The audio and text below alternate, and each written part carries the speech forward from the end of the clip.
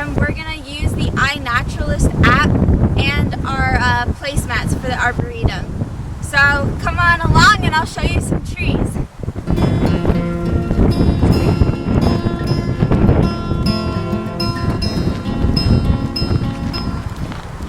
We've stopped at our first tree and we're going to use the iNaturalist app to identify it.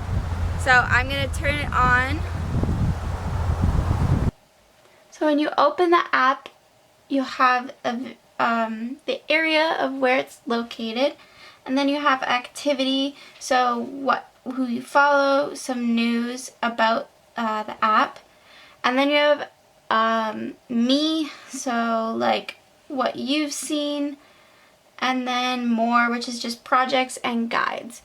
And then you have observe, and when you take the photo, it says retake or next, and you're going to say next. It's going to come up with this screen. Usually I'll have a photo of the tree here, and then you can see species, which doesn't go with anything because I didn't take a photo. And then you can do the icon on the side, and it shows you photos of the tree, insect, animal, and tells you a little bit more about it, the scientific name, and then you can select it. And then you can also put in the date, in your area, like where you're located. You can put it as open, captive, not, and then projects. And I'm going to take a photo, and it says retake or next. I'm going to press next, and then it will say, what do you see? And it says it's in the cypress family, or it's the northern white cedar. And just to clarify, we're going to use the sheet. So I have my sheet, and on here it has the white cedar and the red cedar. I'll put a photo up here of what they look like on our sheet. But as we can see, it does have these little cones that are look like little flowers. I'll put a photo up there too. And then you can also compare the branches, and they look exactly the same. So we're gonna say it's a northern white cedar. And when we're on here, we can press on it. You can share the location. So you're participating in citizen science. And citizen science is basically just, you're not a biologist at trade. You get to put your data out there for scientists to use in their projects and other things. Northern white cedar is an evergreen coniferous tree, and as you can see, it has pine cones and these small leaves, and it was first cultivated for ornamental trees, so just ornamental use, just to look at. So they had no other uses at that time, which was pretty interesting. This is our next tree.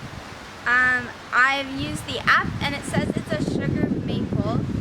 So sugar maples have 3 lobes. I'll show a photo up here. It has 3 big lobes and 2 little tiny points at the bottom. So that makes up our sugar maple, and we all know sugar maples can be used for maple syrup, so we all know this tree very well. It's also in the soapberry family. It's also on our native sheet placemat. Stopped at our next tree, and it is our sumac. So I'm going to take a photo on our app. Hold it still so it doesn't fly anymore. So I just took a photo. It's going to recalculate, do everything. You're going to press on what you see. And right away, the first option I see is staghorn sumac. So we got it right the first try. But now you can post it on here, and people can see what you have seen on our trail. And hopefully that helps you to follow along with us as we find some more trees. But the staghorn sumac is very soft. That's how you can tell what it is. And the leaves, if you crush them, they have a very good aroma, which I didn't really know very well, but it actually smells really good. And the sumac also has these red fruits at the top, and they're very big. These ones are dead right now, but they will be growing new ones soon.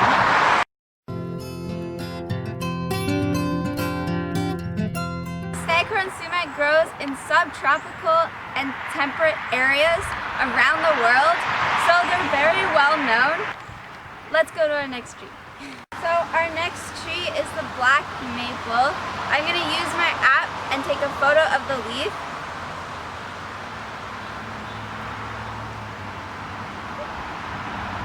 It's going to load what it thinks it is. And it had black maple as one of the first options. So we're going to choose that on here. And you can press share, and now everybody can see where it is. So the black maple, their leaf is pretty similar to the sugar maple, but they don't have little razors on the side, and they're quite soft. So this is our black maple, and I'll show you the next tree. Next tree is the Norway Maple, and its other name is Crimson King because of its wonderful colored leaves. I'll show you a picture of a leaf in the corner, and you can see how very different they look and very similar to the other maples, but they're very telltale by their color. Norway maple is native to Eastern and Central Europe and Western Asia.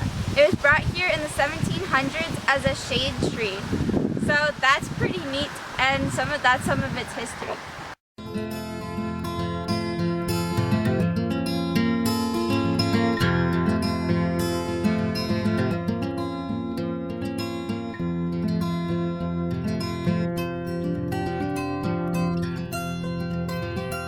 We're gonna go this way.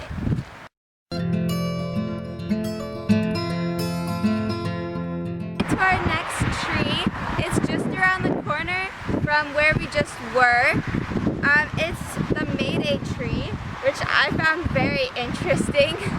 So it is native to Northern Europe and Northern Asia, and it's a short tree or shrub, attracts pollinators and birds.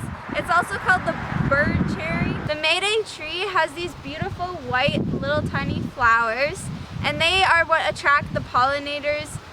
So I will show a video of all the bees that we can see.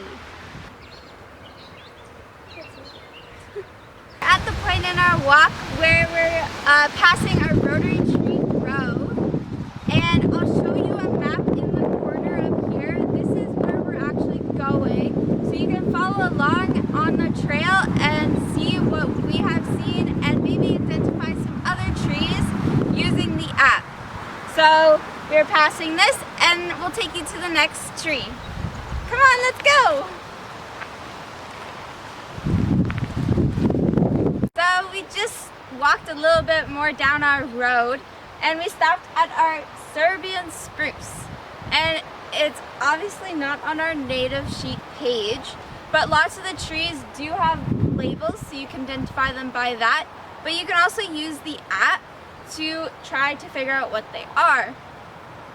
The Serbian spruce has these glossy needles and tiny pine cones at the ends.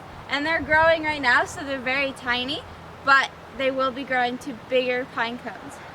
The Serbian spruce is considered an endangered species. That's what it says on our red list. So we have it here at the Arboretum, so I highly suggest coming to see it.